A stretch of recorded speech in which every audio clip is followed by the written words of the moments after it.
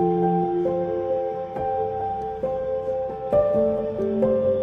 everyone, and welcome to another crummy day here in Massachusetts. I'm pretty sure last year it was like 22 weekends in a row or 22 Saturdays in a row last spring where it rained every single Saturday. I kid you not. And I feel like that is happening again. It is driving me nuts. So it is now Saturday the 30th and it is cold. It's like in the 40s. It's supposed to get down to almost the upper 30s tonight, which is just insane. And I do remember this happening last year where we had this burst of cold air coming in late in May. And I have a lot of my warm annuals already planted, and I still need to plant out a ton of them. I need to flip some beds, like my ranunculus, I'm pretty sure are fizzling out. I have a lot more sunflowers. It's like semi-sunny and raining, and I'm going to do it in the rain. And hey, if you're new here, my name is Kristy. I am located in Western Massachusetts, Zone 6A, and I'm heading into my second year selling flowers at my roadside flower stand. So besides the weather being gloomy, I still put out flowers this Saturday, and I was so excited because these were some of my favorite bouquets to date. I had some peonies, I had roses, there was some stock in there, my campanula, even though it was short, still worked out, my pennycress, and I said rain or shine, they are going out. Well, I didn't realize we were supposed to be getting 40-mile-per-hour gusts of wind, so we did do a little bit of strapping down some of my arrangements, and last I checked, I think I only had 2 gone today because everyone's staying inside. It is so cold. So cold. Even though I was running errands all day, I went to the greenhouse, got some hydrangeas for some coworkers and some basil for myself. It's time to plant out. It's nap time. It is late. I have a hot coffee in hand because I need it to stay warm while I go plant later. But right now I want to show you what my arrangements look like. We're going to head back to 5 a.m. this morning, and you're going to come along with me as I make a couple of my arrangements. I'm completely and utterly obsessed with them. They just smell divine, and the colors are just amazing. So here I am this morning making my arrangements, and then I'm going to just show you my setup, and then I'll let you know how I do at the end. And as always, if there's any arrangements left over tonight, I will put them out tomorrow on Sunday morning where they will be out, and it's going to be a nice sunny day. So enjoy the footage of me making some of my mason jars. So I thought I would take you along to show you what I was harvesting this week. So we have our campanula. As you can see, it's pretty short, but I don't mind because the length actually worked perfectly for my mason jars. I had 2 varieties of pink and white, which was great for this week's color combos. Then we have our Sweet Williams or Dianthus. I actually planted these out last year and they just worked on their greenery, but look at them now. The blooms are gorgeous. Again, it went so well with this week's colors, with the pinks and the whites. I was absolutely thrilled with the stem length. Again, even though they're a little bit shorter, they were great for my mason jars, and the color combos were just so nice and vibrant.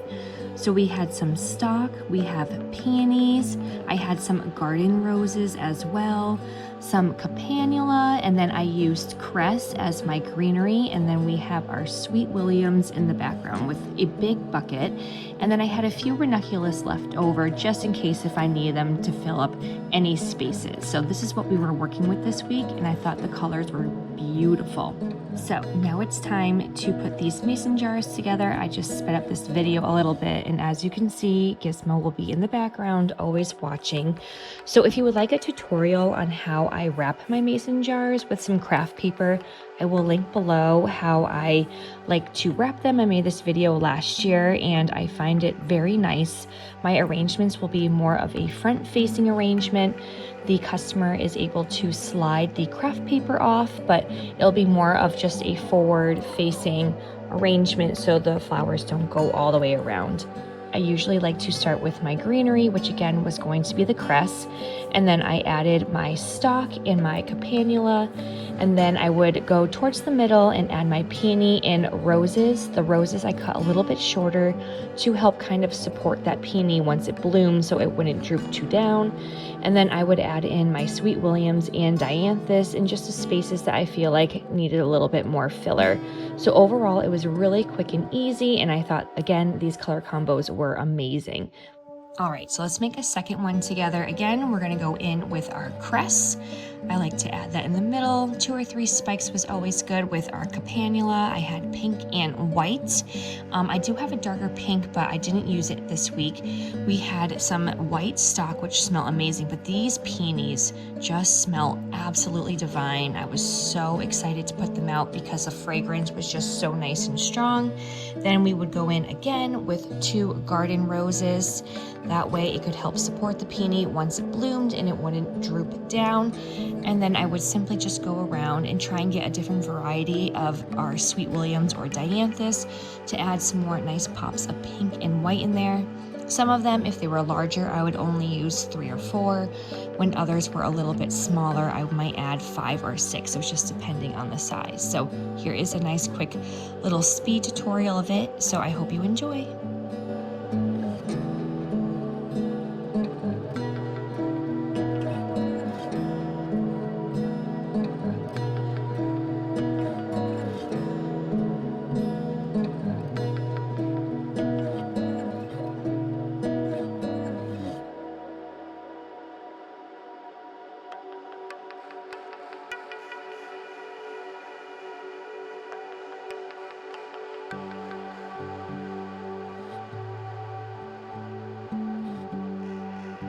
And here is my finished product. I absolutely love these. And again, they just smelled so beautiful and just looked exactly like how I envisioned with spring colors. And even though it was wet and raining, they still held up well. As you can see, they're blowing in the breeze a little bit. They got a little bit wet, but the flowers weren't damaged at all, even though it was super windy. Okay, and back to the present. So it is now about 3 o'clock and I have about half of them still left. So I'm happy that some of them made it to some new homes, which is really great. And I am just like obsessed. My peonies are slowly starting to open up. And if you have any questions also about how I wrap my mason jars, I will link below the video that I made last year on how I make my mason jars and how I wrap them. Just something a little extra. My customers do know that I tend to do a more like forward facing arrangement, so that way if they do take the sleeve off, it doesn't fill the whole mason jar, say like 360 all the way around for a viewpoint of the flowers. It's more just going to be that nice front facing arrangement style that I have been doing. But I do hope to be adding some wrapped bouquets soon enough once my dahlias and my zinnias are in production. So yes, fingers crossed we will make our way there. And I've also been getting inquiries, which I'm very excited about, doing some arrangements for tables at some parties. So we're slowly gearing things up and we're slowly taking little baby steps into getting this business with a little bit more production just besides my roadside flower stand. So I will check back in with you tonight, let you know how I do, and then I will see you maybe tomorrow morning if I have anything left over and show you how I set up on a normal, beautiful, sunny day. So I will see you guys soon. Hello everyone and happy Sunday. So I'm going to open up my roadside flower stand. I have 2 more of these beautiful, nice pink with a little hint of white arrangements with my peonies. So I have 2 left of these, and then I also have 2 of my terracotta ranunculus, where I basically just cut all the stems and just shoved a bunch in. They're not my best work, but I just know that this is going to be the end of my ranunculus and I didn't want them to go to waste. So I did put them in a mason jar, so those will go out this morning. But I just want to show you how beautiful these are, and they just smell so good. So this week we had, again, peonies, some roses, and then I had some of my campanula, short, but I still was able to make it work.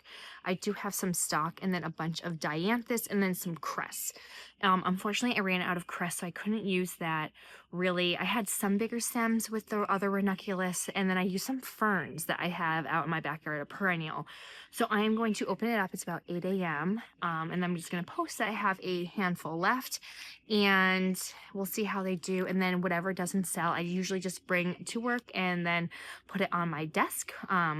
And then if I have any extra, sometimes I'll put them at the front door little table when people walk in.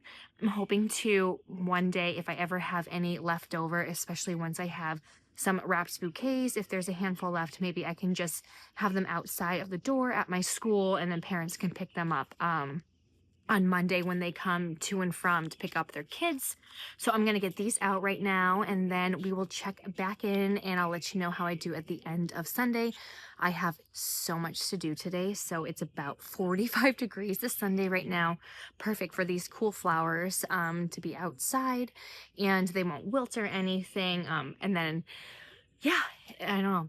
They smell so good. So I will show you what it looks like, and I'll check back in with you later on today. And here are my arrangements the next day. Beautiful Sunday, no rain in sight. I had 2 left over of my peonies, and then I had a few ranunculus, as you could see, left over. So I kind of just jam-packed them in 2 jars, and they were sold out by the end of the day, which I was absolutely thrilled with. And I had so many compliments on my pink peony arrangements. So I will be doing that again this week, and I am just so excited and thrilled. If you would like to stay updated and see how my flower stand is doing, please make sure you hit like and subscribe and hit that bell button, and I will see you all next time.